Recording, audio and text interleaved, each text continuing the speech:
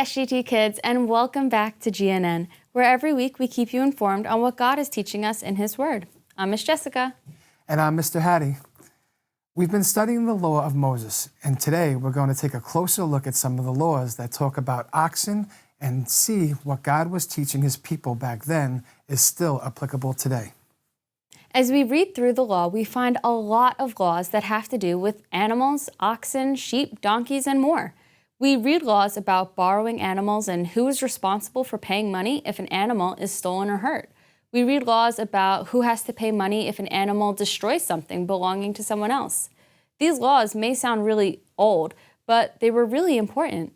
God was showing His people that He cared about every area of their lives. He was also showing them that He was righteous and that doing things justly and fairly mattered to God very much.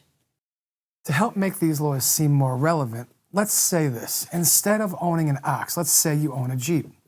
You love your Jeep and saved up a lot of money in order to buy it and drive it around. One day, your buddy comes and asks, "Can I borrow your Jeep?" And you say yes. But then your buddy crashes it. Who should pay for the money to fix it?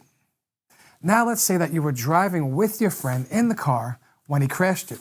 Who pays for it now? You see, these animals were as valuable to the Israelites as cars are to us today. God knew that accidents would happen and people would have questions. He was showing His people right from the beginning that He cared about these things and cared about His people even more. So next time you're reading through the law, instead of thinking that these rules are old and no longer useful, think about what you hold valuable today and see what God had to say about it all the way back then.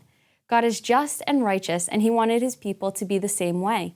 We're going to learn more about this now in the verse of the week with Mr. Hattie. Thanks, Miss Jessica. This week's verse is found in the book of Exodus, chapter 22, verse 14 and 15. Now, to make it sound more relevant, I'm going to use the word car to show you how an Israelite would have felt when they read the law. Okay, here we go. You ready? If anyone borrows an animal, car, from their neighbor and it is injured or dies, crashes, while the owner is not present, they must make restitution. But if the owner is with the animal, car, the borrower will not have to pay.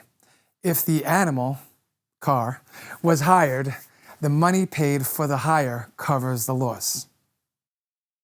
These verses are just a glimpse at showing us how much God cares about everything in our lives. He was up in heaven and away from His people.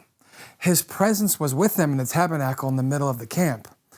And God was showing His people how to act like Him and live righteously in the world. Well, that's all for the verse of the week. And now to our Animal of the Week segment with Miss Jessica. Thanks, Mr. Hattie. This week's animal has been used for thousands of years by humans to plow the earth and pull heavy things. Do you know what it is? If you said the ox, then you're right.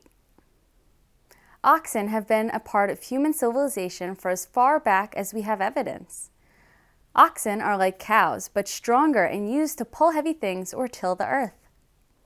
Owning an ox was very valuable in the time of Moses and would have cost a lot of money to purchase.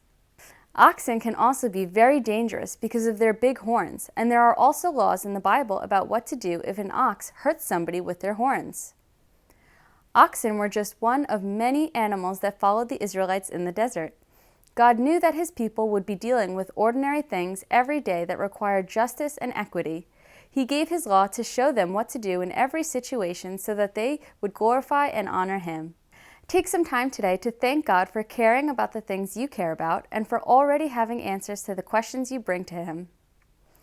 That's all for the Animal of the Week, and now back to our newsroom. Well, that's it for us here at the Gospel News Network. Thank you for joining us. We look forward to seeing you again right here next week. God bless you, and remember, be blessed. And be a blessing.